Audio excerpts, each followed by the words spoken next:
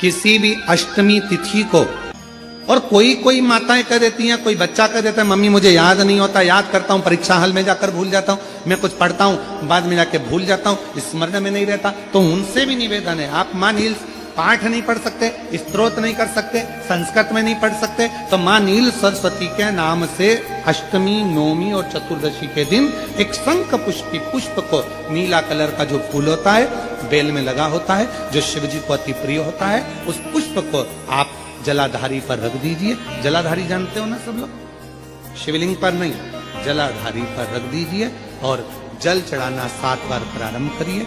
बाबा देव अधिदेव महादेव आपको याददाश्तता में प्रवर करेगा। परीक्षा हॉल में जितना तुम याद कर कर गए हो, अच्छी मेहनत कर कर गए हो, तो भूलोगे नहीं, तुम्हारी बुद्धि तीव्र होती चली जाए, प्रबल होती। विवाह नहीं हो रहा, तो टेंशन में पड़ गए, लड़की 28 साल 30 साल का लड़का हो गया, विवाह नहीं हो रहा, कुछ मत करो। अष्टमी तिथि आए तो अशोक सुंदरी वाली जो जगह है वहां पर हल्दी की 7 बिंदियां लगा दो, लड़का लड़की का हाथ उस बिंदी पर रखवा दो, उसका नाम गोत्र बोलो, उसी हल्दी में उसके हाथ पीले करवा दो और पीपल के पेड़ पर उस हाथ के 5 छापे पड़वा दो। 3 महीने में विवाह पक्का हो जाता है महाराज। किसी भी अष्टमी तिथि को 12 महीने में शुक्ल पक्ष कृष्ण पक्ष की अष्टमी तिथि पड़ती है। यदि किसी भी अष्टमी तिथि को अगर किसी ने नियम बनाया 5 अष्टमी का, 8 अष्टमी का, 7 अष्टमी का, एक कनेर का पुष्प शिवजी के शिवलिंग को समर्पित करना, अशोक सुंदरी के स्पर्श करना, और जो जलाधारी होती है, जैसे ये शिवलिंग है, ये जलाधारी है, तो पहले शिवलिंग पर स्पर्श, फिर अशोक सुंदरी का स्पर्श, फिर जलाधारी पर कनेर का पुष्प शिव जी की ओर मुख कर कर, अर्थात जैसे मानो ये कनेर का पुष्प है, तो ऐसा शिवलिंग का स्पर्श करते हुए जलाधारी पर जो समर्पित करता है, भगवान शंकर उसके मन की कामना को पूर्ण जरूर करते हैं। एक कनेर का पुष्प। नारी का जो रजस्वला धर्म होता है, रजो धर्म होता है, नारी जो 7 दिन 5 दिन कार्य नहीं करती, रजो धर्म का जब उसका समय होता है, रजस्वला समय होता है, उस रजस्वला समय में कभी नारी के कोई प्रॉब्लम आ जाती है, कोई प्रॉब्लम आ जाती है, कोई परेशानी आ जाती है, कभी गर्भाशय में गांठ पड़ जाती है, कभी उसका रजो धर्म नहीं आ पाता, कभी रजो धर्म आता है तो निरंतर आता है, तो उस समय पर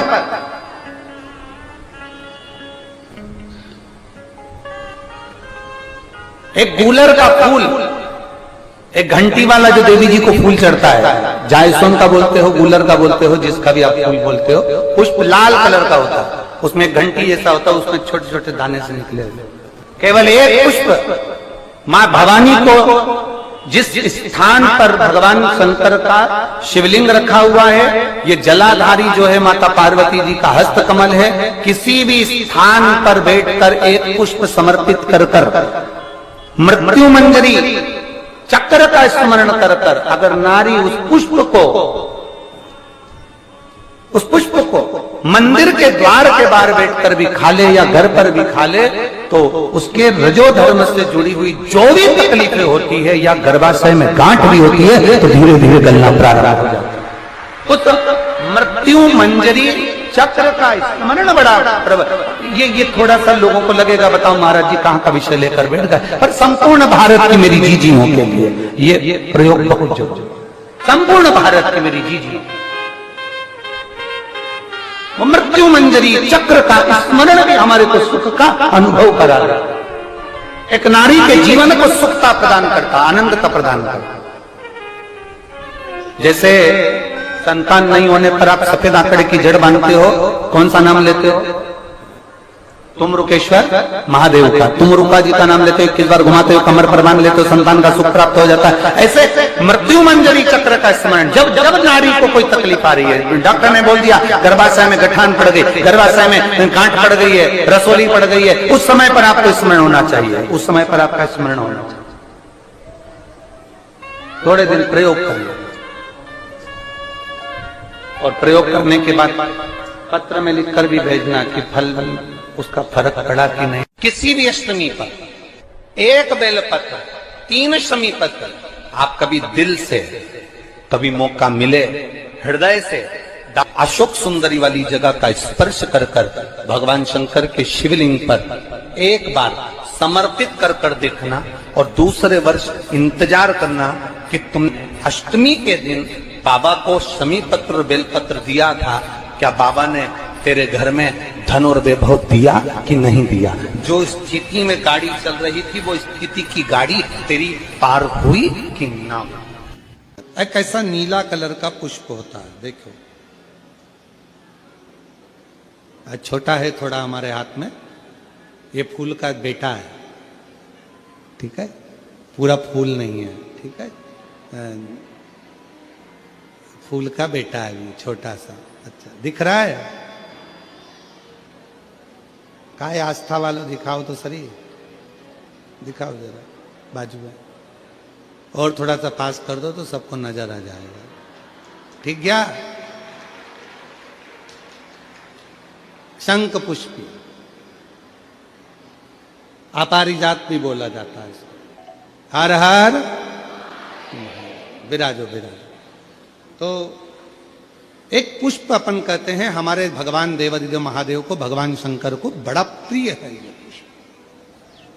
अब किसी से पूछा जाए, आप कह रहे हो कि शंकर भगवान को ये नीला फूल, ये शंख पुष्पी भगवान शिव को इतनी प्रिय क्यों है, भगवान शंकर को इतनी प्रियता क्यों है, कोई से पूछे तो वो बताए चाहे ना बताए, पर शिव महापुराण का संवाद कर, कंठ में स्वयं मां जगत जननी ने 10 विद्या में से एक मां को याद किया, और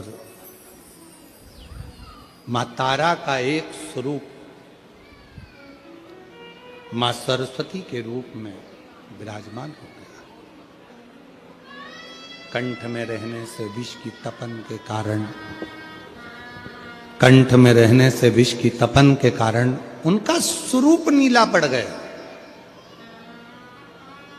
और जब उनका स्वरूप नीला पड़ गया तो भगवान देवादिदेव महादेव ने कहा, सुनो पार्वती, संसार के लोग, भूमंडल में रहने वाला यदि कोई भी मानव जिसकी विवेकता, बुद्धि, विचार, सोच, ज्ञान थोड़ा सा भी अगर उसमें कम है, तो वो नील सरस्वती का यदि आवाहन करे, मां नील सरस्वती स्तोत्र का पाठ करे, मां नील सरस्वती की स्मरण करे, तो उसकी विवेक, उसकी बुद्धि तीव्र होती है, श्रेष्ठ होती है। और सुनो पार्वती, यदि मान लो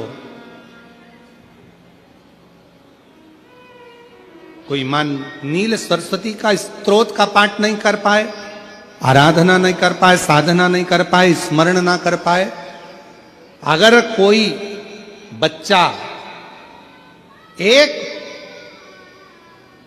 शंख पुष्पी पुष्प को समर्पित कर कर जलाधारी पर, और 1 लोटा जल यदि वो समर्पित करता है, और उस जल का आचमन कोई बच्चा नित्य प्रति करता है, तो वो बच्चा धीरे धीरे विद्वत्ता धारण करता ही जाता है। जो याद करता है वो भूलता नहीं।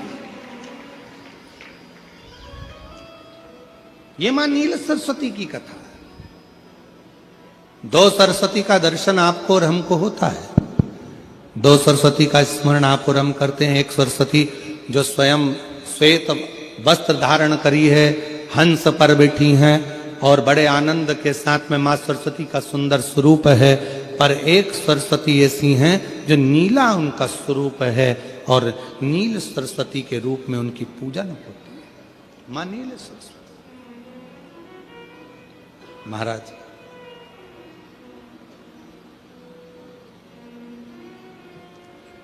जैसे कोई कोई बच्चे ऐसे होते हैं कि जन्म लेने के बाद में उनकी राल टपकती रहती है, विद्वान नहीं हो पाते, पलंग पर पड़े रहते हैं, पांव हाथ काम नहीं करते हैं, और डॉक्टरों का इलाज चलता रहता है पर वो रिटर्न नहीं आ रहा है। ये इनको बढ़ाओ ना। बच्चों की मुख से राल टपकती रहती है, विद्वत्ता नहीं रहती, माइंड थोड़ा सा कमजोर होता है और शरीर भी उनका थोड़ा शिथिल रहता है शरीर। तो कई लोग कह देते हैं कि ये बच्चा थोड़ा जल्दी जन्म ले लिया इसलिए ऐसा हो गया, प्रीमेच्योर हो गया, ऐसा हो गया, वैसा हो गया। दवाइयाँ भी चलती हैं, इलाज भी चलता है, पर उसका कोई लाभ नहीं मिल पाता और वो बच्चा पलंग पर पड़ा रहता है, राल टपकती रहती है, बुद्धि काम नहीं करती। छोटे छोटे भले वो 20 साल का हो गया पर 8-10 साल के बच्चों जैसी उसमें विवेकता होती है, बुद्धि होती है। मेरा निवेदन है उन माताओं से, थोड़ी मेहनत आपको करना पड़ेगी उस बच्चे के लिए। अष्टमी, नवमी और चतुर्दशी 3 तिथियां पकड़ कर रखना। कौन कौन सी? जम के बोलो। अष्टमी, नवमी, चतुर्दशी। ये 3 तिथियां ऐसी हैं, चतुर्दशी अमावस्या की भी और चतुर्दशी पूर्णिमा की।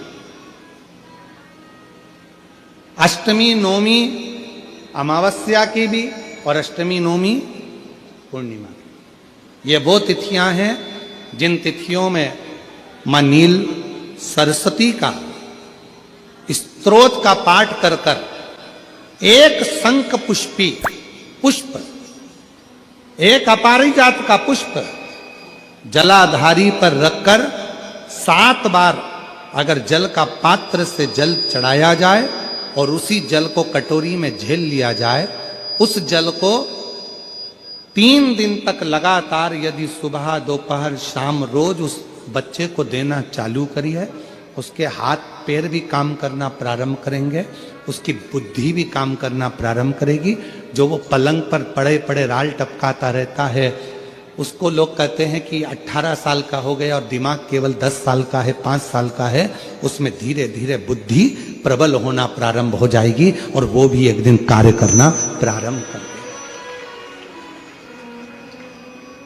जिसको प्रीमेच्योर बच्चे भी कहते हैं। लोग कहते हैं ये बच्चा जल्दी हो गया था, ये बच्चा बीमार पड़ गया था, बचपन में इसको कोई इंजेक्शन ऐसा लग गया था, बचपन में ऐसा हो गया था, बचपन में वैसा हो गया था, गर्भाशय का जल उसके मुख में चले गया था, तो ये बच्चे की ऐसी गति हो रही है। उस बच्चे के लिए अगर आपके आसपास के क्षेत्र में भी कोई बच्चा ऐसा है तो उसको मां नील सरस्वती का स्मरण जरूर कराएं।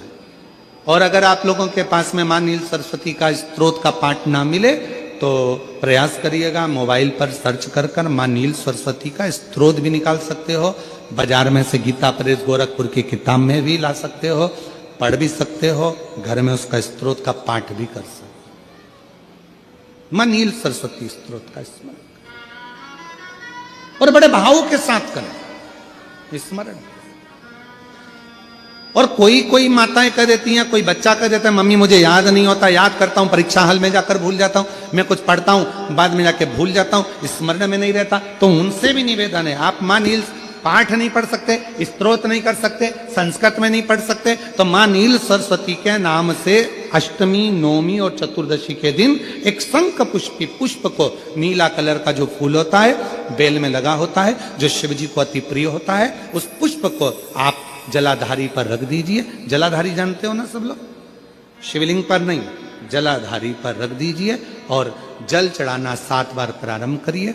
बाबा देव अधिदेव महादेव आपको याददाश्ता में प्रबर करेगा। परीक्षा हॉल में जितना तुम याद कर कर गए हो, अच्छी मेहनत कर कर गए हो, तो भूलोगे नहीं, तुम्हारी बुद्धि तीव्र होती चली जाएगी, प्रबल होती चली।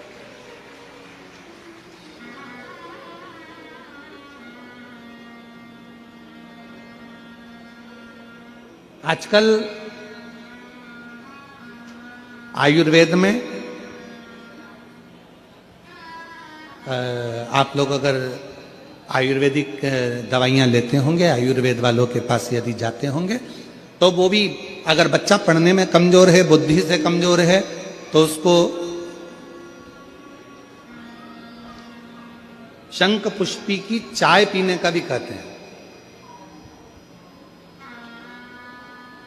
बाजार में आती होगी शायद, है?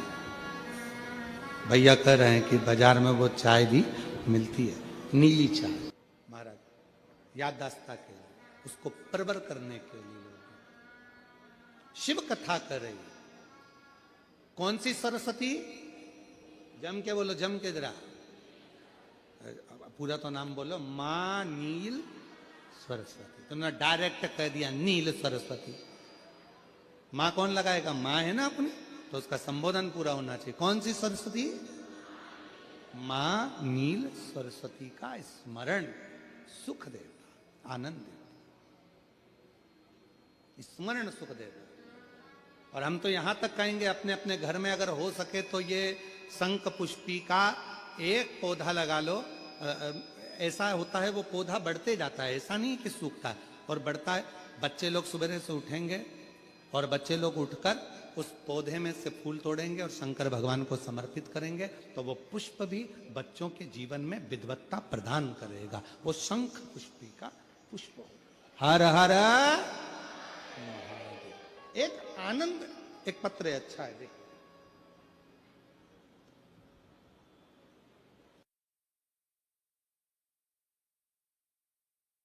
हम जिंदगी में किसी गलत व्यसन को धारण नहीं करेंगे। आज से हम व्यसन का त्याग करते तो समझो कि संत श्री गुरुदेव घासीदास बाबा जी की जयंती हमने मनाई।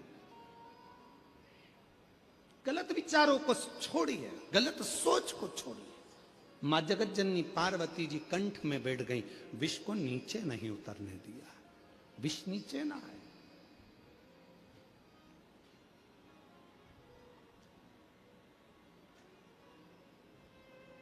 ये विष जब नीचे उतरेगा तो बर्बाद कर देगा, बर्बाद।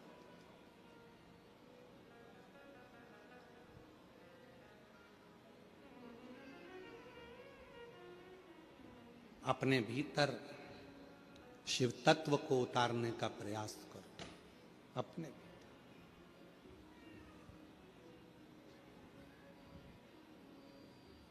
कल एक माता जी कर रही थी, अच्छा हुआ गुरुजी मैं कथा में आ गई।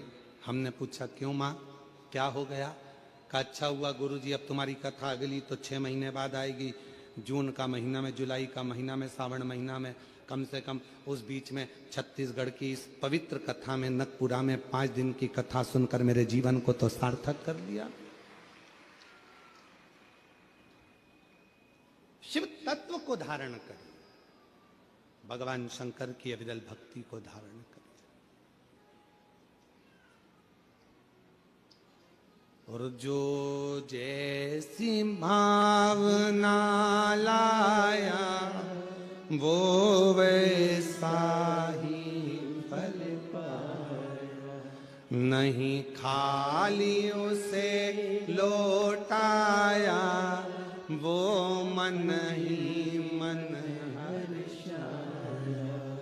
और कर दिया माला माल काशी वाले ने, लुटा दिया भंडार काशी वाले। ये शिव उपासना का एक फल है। आपका विश्वास, आपका भरोसा, आपकी दृढ़ता, भरोसा।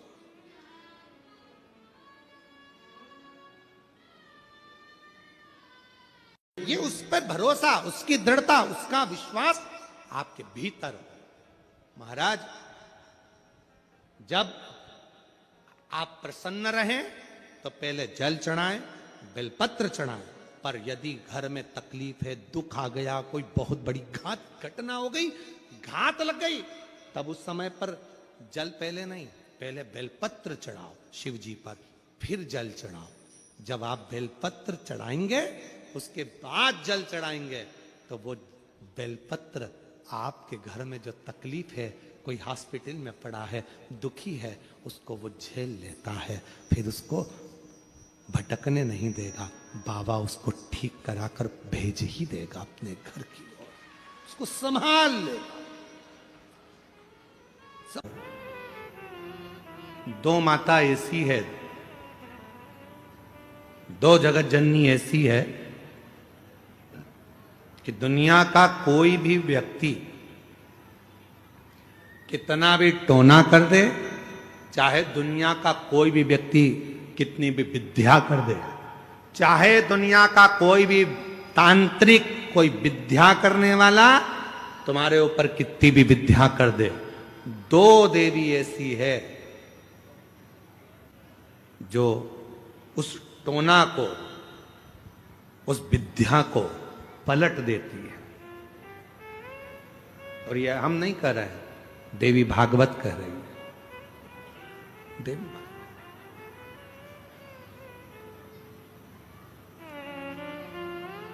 काली पुराण में भी इसका वर्णन आता है, देवी भागवत में भी इसका वर्णन आता है।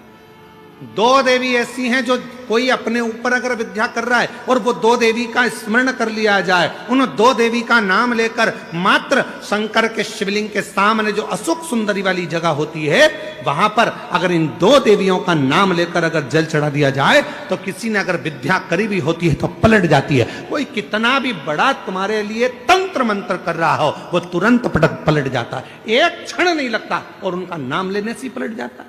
दो देवी, एक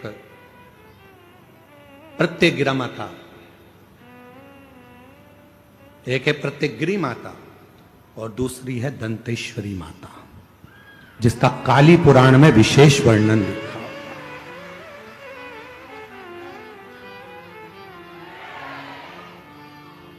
जिसका देवी भागवत में वर्णन आता है। और महाराज प्रत्यगिरी माता का वर्णन स्वयं यहां तक, प्रत्यगिरा माता का वर्णन यहां तक अथर्व वेद में भी प्रत्यगिरी माता का वर्णन और दंतेश्वरी माता का स्मरण यहां तक अथर्व वेद में भी वर्णित किया गया प्रत्यगिरी माता का। काली पुराण में तो है, देवी भागवत में भी है, भागवत में भी है। ये जो दो देवियां हैं, एक प्रत्यगिरी माता और दूसरी, जम के बोलो, दंतेश्वरी माता। ये दो माता ऐसी हैं, अगर भगवान शंकर का ये शिवलिंग है, ये जलाधारी है, माता पार्वती जी का हस्तकमल, और यहां सामने एक मोटी सी लाइन होती है अशोक सुंदरी का स्थान, इधर गणेश जी, इधर कार्तिकेय जी। जब हम दक्षिण में खड़े होकर, उत्तर में मुख कर कर यहां खड़े होकर जब हम शिवलिंग पर जल चढ़ाते हैं और अपने जल के पात्र को थोड़ा सा आगे बढ़ाकर हम इस स्थान पर, अशोक सुंदरी के स्थान पर, इस यहां खड़े होकर जल चढ़ाते समय इस स्थान पर अपने पानी के लोटे को आगे बढ़ाते हैं और जल को यहां गिराते हैं। प्रत्यगिरी माता का नाम लेकर या मां दंतेश्वरी का नाम लेकर जब हम चढ़ाते हैं, आज दिन भर में अगर कोई ने भी हमारे ऊपर विद्या करी होती है, वो 2 मिनट के अंदर वो कटकर गिर जाती है और कोई असर नहीं पाता। दो मां, एक मां दंतेश्वरी, एक प्रत्यगिरी। आज संपूर्ण जगत जाने ना जाने पर काली पुराण वर्णन करती है, देवी भागवत वर्णन करती है, अथर्व वेद वर्णन करता है कि एक प्रत्यगिरा माता और एक मां दंतेश्वरी, ये दो देवियां ऐसी हैं, अगर कोई कितनी भी काली विद्या कर दे, कोई कहीं की भी विद्या कर दे, इन देवी का नाम लेकर केवल दक्षिण में खड़े हो और शिवलिंग पर जल चढ़ाते समय उत्तर की ओर मुख कर कर, जहां अशोक सुंदरी का स्थान होता है, यहां से जल चढ़ाते चढ़ाते धार को जो पानी की आगे ले जाता है, प्रत्यगिरा माता या दंतेश्वरी माता का स्मरण कर कर फिर जल शिव पर चढ़ाता है, फिर प्रत्यगिरी का नाम लेकर, दंतेश्वरी का नाम लेकर फिर जल चढ़ाता है। उसकी जिंदगी में अगर कोई कितनी भी तंत्र मंत्र विद्या कर दे, उसके ऊपर असर हो ही नहीं पाता, उसी समय पर कट जाता है। ये वो प्रत्यगिरी। यहां तक वर्णन आता है महाराज, जिस नारी के, जिस स्त्री के रजो धर्म में, रजो धर्म के समय पर कोई नारी कहती है पेट दर्द होता है, कोई कहती है रजो धर्म नहीं आता, कोई कहती है रजो धर्म रुक जाता, वो नारियां जो बहुत उदर से जुड़ी हुई कहीं ना कहीं तकलीफों में होती हैं, अगर मां प्रतिंगिरा का स्मरण कर कर एक चावल का दाना, भगवान देव अधिदेव महादेव जिस जलाधारी पर, वो जो गोल जलाधारी है, जिस जलाधारी पर शंकर का शिवलिंग रखा हुआ है, उस जलाधारी पर कहीं पर भी एक चावल का दाना या तो मां दंतेश्वरी का नाम लेकर या प्रतिंगिरा माता का नाम लेकर अगर चढ़ा देती है, तो उस नारी के रजो धर्म से जुड़ी जितनी प्रॉब्लम है वो सब समाप्त हो जाती है। यहां तक प्रतिंगिरा माता का वर्णन। कोई बीमारी आ गई, यहां वहां ना जाकर सबसे पहले हॉस्पिटल जाओ, अस्पताल। क्यों? शिव पुराण कहती है कि हॉस्पिटल में जो डॉक्टर का एक रूप होता है, वो शंकर का एक स्वरूप होता। आप उसको शिव मानकर जब कहोगे कि इसको रोग आ गया, बीमारी आ गई, इलाज करिए। जांच का बोले जांच करो, दवाई का बोले दवाई करो, पर साथ में भगवान शंकर के ऊपर एक लोटा जल चढ़ाकर वो जल का भी आचमन कराते रहो। जब दवा और दुआ दोनों साथ चलती है तो व्यक्ति जल्दी ठीक हो जाता है और स्वस्थ। दवाओ दुआओ दोनों साथ चलना चाहिए तो व्यक्ति ठीक होता है।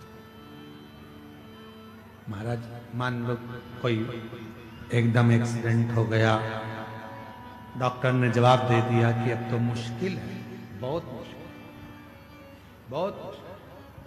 तब प्रयास करो बन सके, रात्रि के समय हो चाहे दिन का समय हो, कभी भी शिव जी के मंदिर में जाकर एक हाथ में दूध लेकर, एक हाथ में जल लेकर, मां प्रतिंगिरा का नाम लेकर, मां दंतेश्वरी का नाम लेकर, उस दूध और जल की धार को एक साथ शिव पर चढ़ाना प्रारंभ करो और प्रारंभ करो और उसका नाम बोलकर कि बाबा उसको संभाल लेना मेरे भोलेनाथ। बहुत डॉक्टर मना कर रहा है पर तू कृपा करेगा तो वो अच्छा हो जाएगा, तेरी करूंगा तो वो ठीक हो जाएगा। कहते हैं कि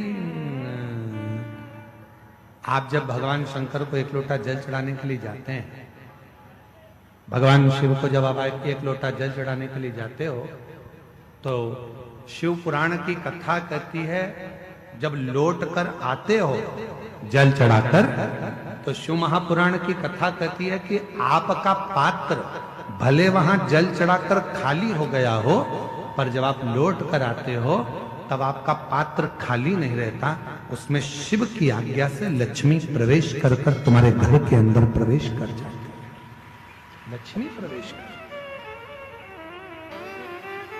एक मां दंतेश्वरी, एक प्रतिंगिरा।